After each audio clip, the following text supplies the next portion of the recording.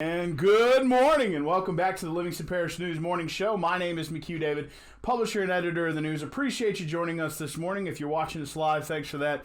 If you're listening to the recording later, we appreciate that as well. I'm joined this morning by the ever-lovely Miss Melanie Coker Murr. She is a broker here in Livingston Parish. Good morning, ma'am. How are you? Good morning. I'm doing quite well, thank you.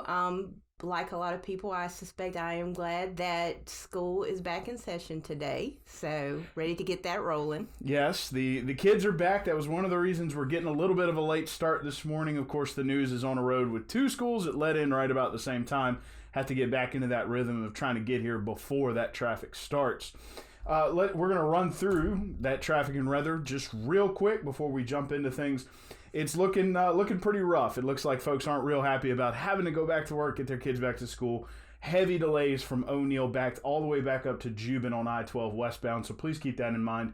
It's also being reflected on the surface streets. Major delays at 190 intersection where it intersects with River Road and 4-H Club Road. Sorry, it's been a while. 64 heading into Central. I'm going to get back on track here. It has minor delays, however, there are heavy delays on Greenville Springs Road if you take a left there heading that direction. There's also minor delays in Watson heading out of that area because of people dropping their kids off at school as well as walkers. So keep an eye out. School is back in session, but not Springfield.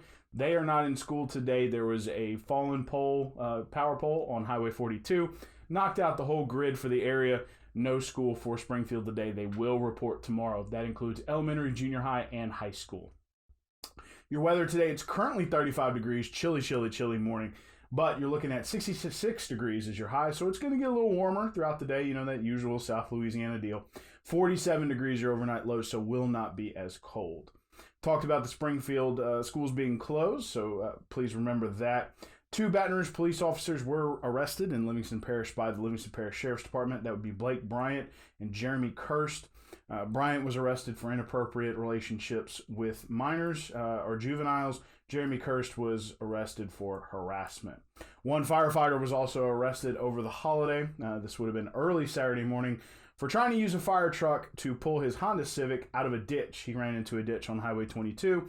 Used to be a firefighter in the area, went back to his old fire station, stole a fire truck.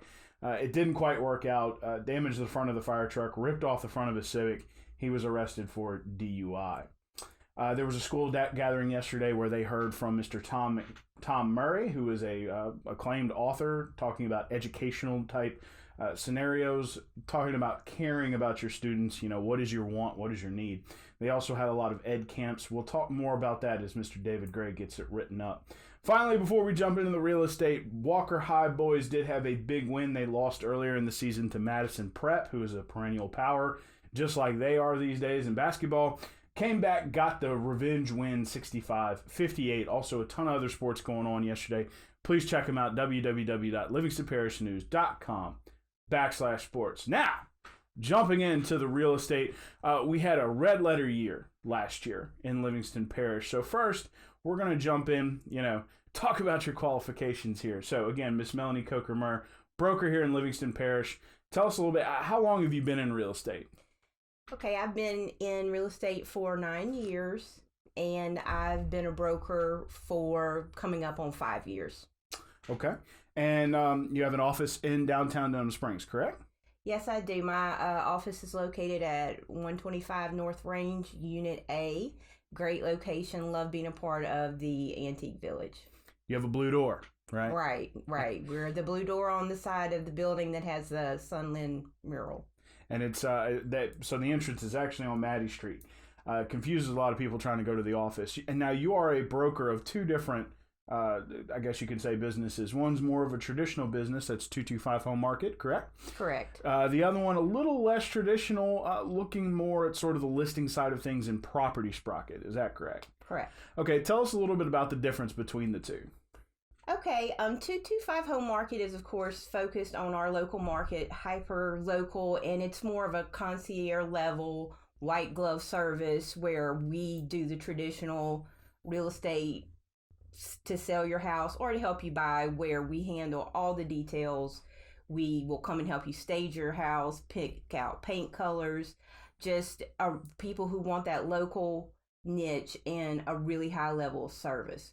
Whereas Property Sprocket is more tech focused. It's more akin to a for sale by owner type service with professional help. We have locations of Property Sprocket in New Orleans and in Reno, Nevada as well, that takes advantage of the fact that people in those places tend to move a little bit more than they do here. They're a little bit more transient. So those kinds of arrangements work better for some clients than the traditional high touch, generally higher commission type services. Okay, and we are going to do a podcast after this where we're going to talk a lot about the typical real estate transaction from the buyer and seller point of view, as well as listing your home and that kind of thing. So please be on the lookout for that later today. But for right now, we are going to jump into this data. Before we get into this, let's set the stage. What is a detached single-family home? Quite simply, that's your normal sort of residential that you would see like in a subdivision, as contrasted to like a multifamily unit, which would be like a townhouse, a condo type situation.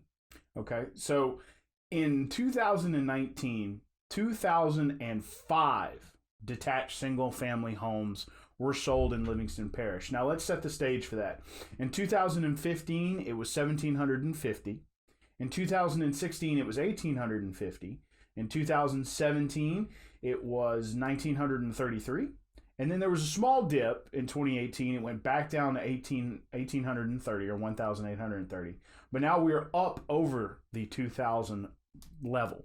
Tell us a little bit about how you feel about that market trend. I mean, that's a huge number of homes when you're looking at an average household of about 2.3 people. Right. Well, I think what those numbers bear out is that Livingston Parish continues to be a really attractive place for people to establish their families and buy a home. A lot of people were really worried after 2016, including me, because, when you have a flood of that magnitude, what's going to happen to the housing market? Are people still going to want to live here? And I think what that data shows is the answer to that is clearly yes, they do. The reasons that Livingston Parish was a great place to live before 2016 are still valid. And, the community has come together to try to improve things since the flood, and I think those numbers reflect that. So talking about those reasons for people moving, you can kind of see that that's reflected in average home price. Affordability of real estate is one of the big reasons. Would you agree? Definitely. We see a lot of younger buyers in this area, a lot of first-time buyers, and the house prices give them that entry into the market, which makes this a very attractive place for people who are starting out and establishing families. So talking about average home price, just this year, for the whole year, surpassed $200,000 on an average home price. When you're talking about Ascension, it's closer to $250,000. Talking about a place like Tangi, it's only a little higher, about $215,000. Talking about St. Tammany, it's upwards of $280,000. So, when you, and then in East Baton Rouge, it's enormous. So when you're looking at that, I mean, beyond the affordability of homes, talking about schools and that sort of thing. Now, $408 million in total inventory. So not just about this, I guess you can say, not just about this market being affordable, but that people just want to come here. I mean, $408 million worth of home sales is a lot. Right, because it's not just the affordability. There's a lot of other things that factor into that decision. Schools, of course, are a big thing. And also here you have the perception of safety. A lot of people choose Livingston Parish because they perceive it to be a low crime, safe place to live where you won't have to deal with some of the issues you might living in other places in our area. So when you have these young home buyers coming to buy a home, a lot of times they have kids going through school, things like that. The hottest months are usually May through August, correct? Correct. Here in Livingston Parish, that wasn't quite that way this year. It actually extended on 2 months of either side. It started in March. So here are those monthly numbers real quick. These are all 2019. In March, 163 homes were sold. April, 164. And then you do get a bump in May where it was 199, June was 191, July 212, August 190, September 185, and October 184. Those fall numbers are especially surprising because usually there's a pretty steep fall off after August, correct?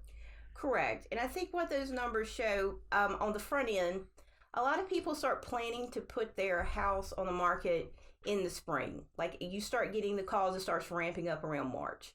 And I think those early birds sometimes sell their house a little bit quicker than maybe they thought they were. Maybe they priced it correctly.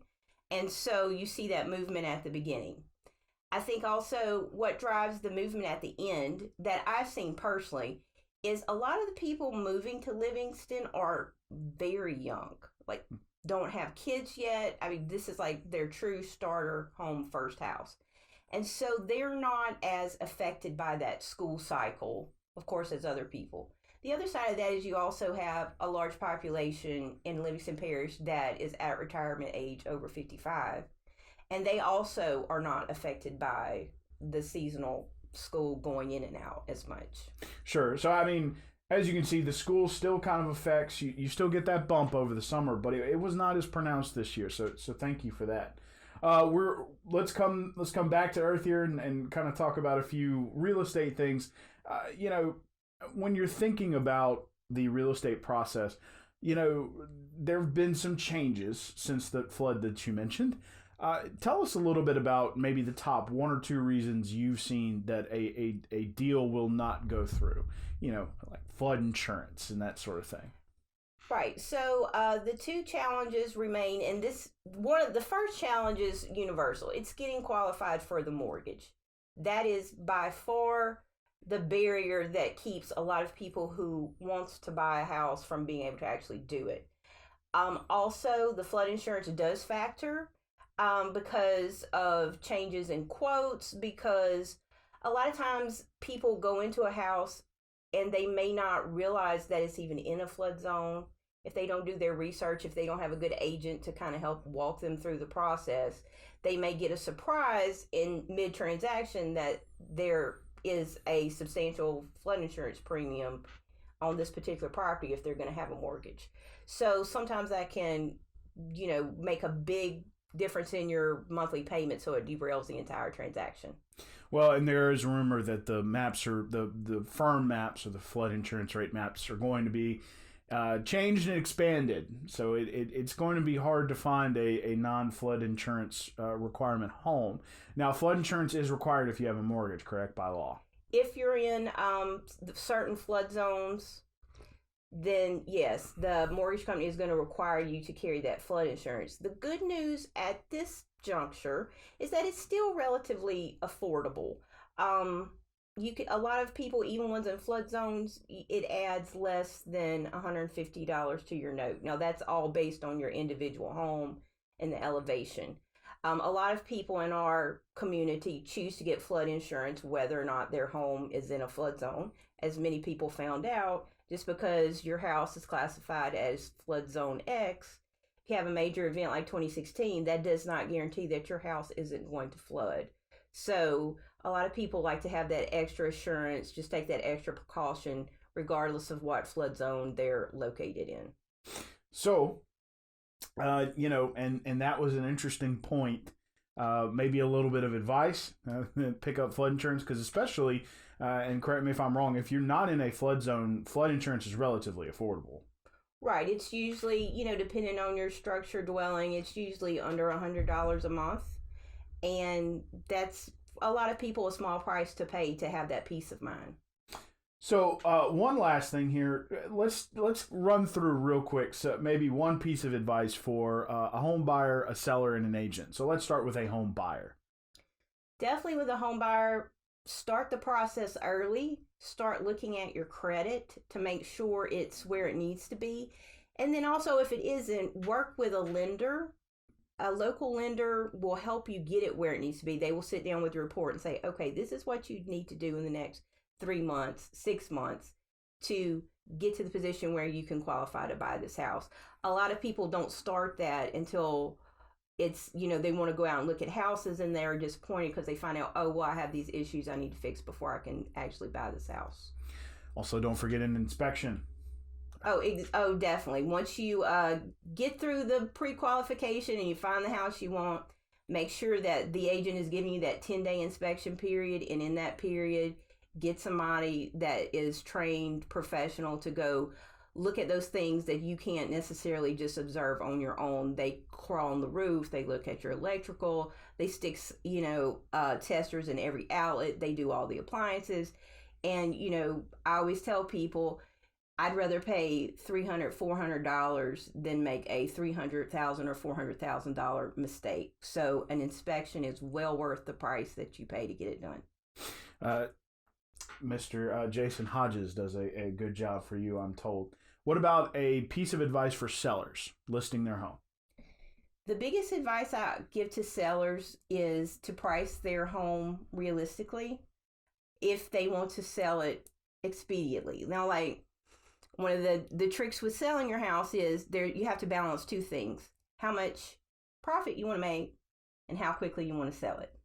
So keep that in mind. Nothing's going to kill a real estate deal or a sale faster than wildly overpricing your house, because people think, well, I can negotiate and that's just not how it works. And in practice, if it's overpriced by a certain amount, people just are not even going to look at it. So keep your pricing realistic. I also would throw in 2020, in our society that's very social media driven, very visual, make sure your house looks good when you put it on the market. Make sure those listing photos really capture the best features of your house.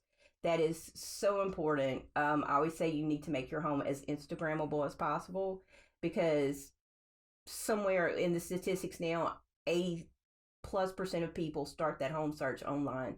So those photos are more important than ever. And last but certainly not least, a piece of advice for agents.